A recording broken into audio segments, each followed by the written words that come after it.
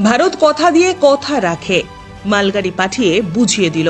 বর্তমানে বাংলাদেশ জ্বলছে অশান্তির আগুনে। বাংলাদেশ ভারতের মধ্যে যে বৈদেশিক চুক্তি ছিল, সেই চুক্তি অনুযায়ী আজ গেদে বর্ডার সীমান্ত দিয়ে মালগাড়ি ট্রেন গেল।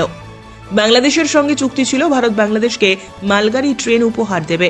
সেই চুক্তি অনুযায়ী আজ 70 থেকে 80 বগির একটি মালগাড়ি ট্রেন পাঠালো।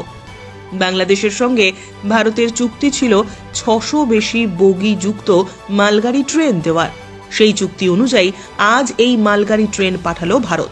তবে এই মালগাড়িতে কোনো পণ্য পাঠানো হয়নি। এই ট্রেনটি বাংলাদেশ ব্যবহার করবে।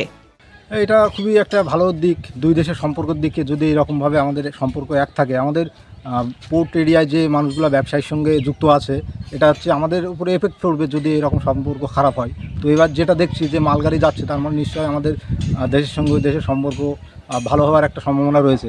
যেহেতু কোনো দিনই বন্ধ হয়নি, বাণিজ্যিক সূত্রে যেহেতু সম্পর্ক রয়েছে, তো আশা রাখি আমাদের ভবিষ্যতে এখানে যে আমাদের গেদে চেকপোস্ট বলেন, বেনাপোল বলেন, আরও বিভিন্ন যে 39টা পোর্ট আছে ভারত বাংলাদেশে, সবগুলা যদি যাতায়াত হয়, তো পোর্ট এরিয়ায় মানুষের অনেকটাই অর্থনৈতিক ডেভেলপমেন্ট হবে।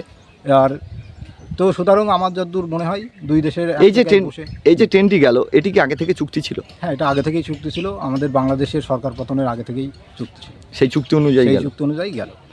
এরপরেও কি আরও যাওয়ার সম্ভাবনা রয়েছে? হ্যাঁ, মনে হচ্ছে এখনও যাবে, যেহেতু 1000টা যাওয়ার কথা, এই 6 নম্বর যাচ্ছে। একবারে হয়তো 70 কি 80টা করে যায় মালগাড়ি আর কি, যে বগিগুলো। আর নতুন করে কি কোনো পণ্য পাঠানো হচ্ছে ভারতের থেকে? হ্যাঁ, যাই। এখনও বন্ধ হয়নি, কোনোদিনই বন্ধ হয়নি। নতুন করে কি কোনো চুক্তি হচ্ছে? নতুন করে এটা মনে হয় আপাতত বন্ধ রাখার সিদ্ধান্ত নিচ্ছে ভারত সরকার। আকাশ বিশ্বাসের প্রতিবেদন, উত্তরের প্রহরী।